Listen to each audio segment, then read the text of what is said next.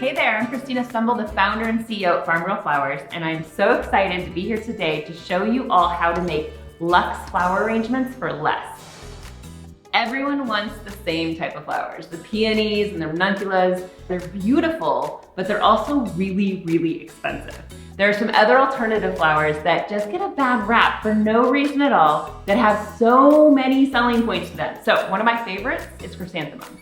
I know it sounds like a really old-fashioned flower when what comes to your mind are ones that look kind of like this, like button mums, but there's so many other varieties. You get 5 mums to every 1 peony in cost, and they're gorgeous. Anybody who says otherwise, no, just don't believe them because these are beautiful.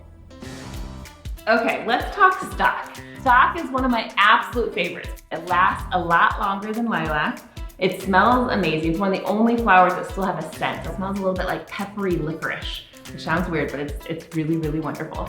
It's also very affordable. If I had to compare, I would say you probably get 5 stems of stock for 1 of lilac. So it's just a great alternative to that. Same color families as lilac and same scent story. It's one of my favorites.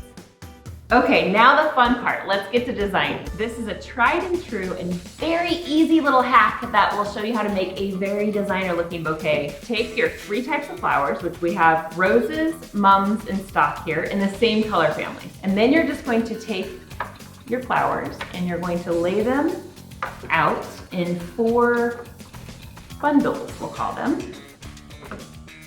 Just a few of each. Then you're gonna take a vase. The easiest size vase is just to do a cylinder. I usually opt for an opaque one. That way you can't see the stems, just in case you're not great like me at changing the water every day.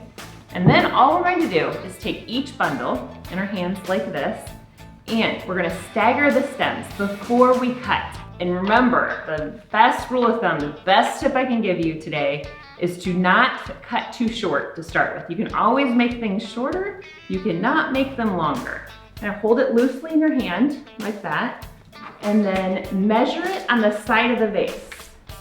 And you're not going to cut it shorter than the lip of the vase. You want it to start, the lowest room to start a couple inches above the top lip of the vase, 1 to 2 inches. So you're gonna hold it like this, and then give them a fresh cut at a 45-degree angle. And then I'm going to look at the vase and partition it off into quarters.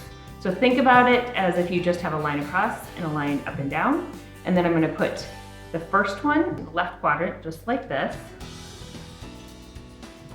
And then I'm gonna take the second bundle and do the same thing. We're gonna take the third one, same thing, fresh cut, 45-degree angle. Tuck this one on the back side, just like this. It's getting very full now, you can see. And take the last one. All right, like that. And stagger them in the vase as well. It's all about proportion. So I'm gonna take a couple of the long ones that we still have over here that we haven't cut, and I'm gonna leave them pretty long and then put them in wherever I see that there's a gap, where the proportion's just a little off. I like to make a V-shape arrangement, so I usually put them on the left and the right. So there you have it. I hope these tips make you feel like a flower arranging pro. And if they don't sweat it. Flowers are just supposed to bring joy to your life, so just do whatever makes you happy.